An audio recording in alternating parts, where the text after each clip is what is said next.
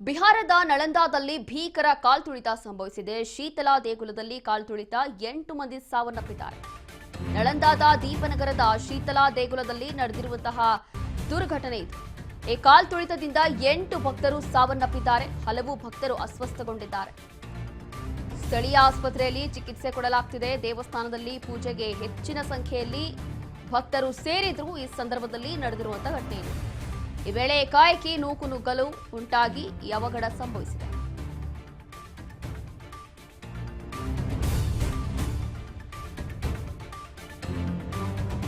ಬಿಹಾರದ ನಳಂದಾದಲ್ಲಿ ನಡೆದಿರುವಂತಹ ದುರ್ಘಟನೆ ಇದು. ಶೀತಲಾ ದೇಗುಲದಲ್ಲಿ ಕಾಲ್ತುಳಿತದಿಂದ 8 ಮಂದಿ ಬಲಿಯಾಗಿದ್ದಾರೆ. ಇನ್ನು ಹಲವು ಭಕ್ತರಿಗೆ ಗಾಯಗಳಾಗಿದೆ, ಅಸ್ವಸ್ಥಗೊಂಡಿದ್ದಾರೆ. ಕಾಲ್ತುಳಿತದಿಂದ 8 ಜನ ಸಾವನ್ನಪ್ಪಿದ್ರು. ಈಗಾಗಲೇ ಸ್ಥಳೀಯ ಆಸ್ಪತ್ರೆಯಲ್ಲಿ ಅವರಿಗೆ ಚಿಕಿತ್ಸೆ ಕೊಡಲಾಗ್ತಿದೆ. ಕಾರಣ ಏನು ಅಂತಂದ್ರೆ, ಇವತ್ತು ದೇವಸ್ಥಾನದಲ್ಲಿ ವಿಶೇಷ ಪೂಜೆ ಇತ್ತು. ಈ ಪೂಜೆ ಹಿನ್ನೆಲೆ ಅತಿ ಹೆಚ್ಚಾಗಿ ಭಕ್ತರು ಇಲ್ಲಿ ಆಗಮಿಸಿದ್ದಾರೆ. ಈ ಸಂದರ್ಭದಲ್ಲಿ ಏಕಾಏಕಿ ನೂಕುನುಗ್ಗಲು ಆರಂಭ ಆಗಿ ಈ ದುರ್ಘಟನೆ ಸಂಭವಿಸಿದೆ. ಏಕಾಏಕಿ ನೂಕುನುಗ್ಗಲಿಂದ 8 ಜನ ಇದೀಗ ಬಲಿಯಾಗಿದ್ದಾರೆ ಅಂತ ಹೇಳಿ ಗೊತ್ತಾಗ್ತಾ ಇದೆ. ದೇವಸ್ಥಾನದಲ್ಲಿ ಇವತ್ತು ವಿಶೇಷ ಪೂಜೆ ಇತ್ತು. ಈ ಪೂಜೆಗೆ ಅಂತ ಹೇಳಿ ಪ್ರತಿದಿನ ಏನು ಜನ ಬರ್ತಾರೋ ಅದಕ್ಕಿಂತ ಹೆಚ್ಚಾಗಿ ಇವತ್ತು ಜನ ಬಂದಿದ್ರು. ಅತಿ ಹೆಚ್ಚಾಗಿ ಭಕ್ತರು ಇವತ್ತು ಸೇರಿದ್ರು. ಈ ಹಿನ್ನೆಲೆ ಏಕಾಏಕಿ ದಿಢೀರಾಗಿ ಇಲ್ಲಿ ನೂಕುನುಗ್ಗಲು ಆರಂಭ ಆಗಿ 8 ಮಂದಿ ಬಲಿಯಾಗಿದ್ದಾರೆ. ಈ ಒಂದು ಕಾಲ್ತುಳಿತದಿಂದ ಶೀತಲಾ ದೇಗುಲದಲ್ಲಿ ನಡೆದಿರುವಂತಹ ದುರ್ಘಟನೆ ಇದು. ಬಿಹಾರದ ನಳಂದಾದಲ್ಲಿ ನಡೆದಿರುವಂತಹ ಅವಘಡ.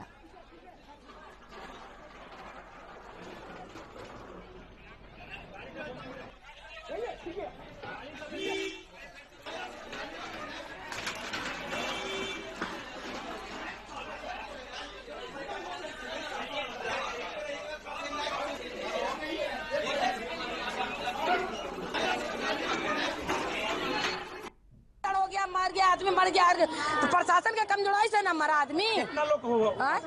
5 आदमी को तो बोल रहा है, लेकिन हम नहीं देखें कि 5 आदमी है कि देखे नहीं है। हम सुने हैं कि 5 आदमी है। सीरियस है, एम्बुलेंस गया है।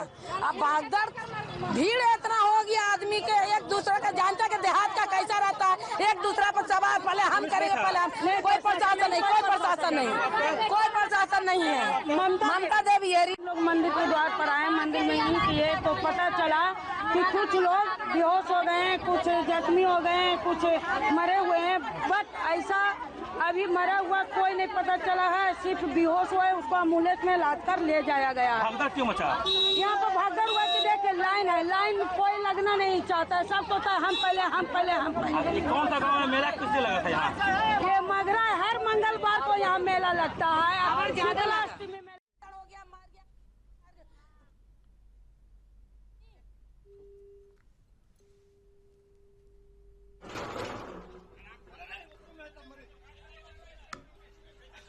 ಹೀಗೆ ಇದೀಗ ಬಿಹಾರದಲ್ಲಿ ಶೀತಲಾ ದೇಗುಲದಲ್ಲಿ ನಡೆದಿರುವಂತಹ ದುರ್ಘಟನೆಯಿಂದ ಇದೀಗ ಈ ಒಂದು ಅವಘಡ ಸಂಭವಿಸಿದೆ.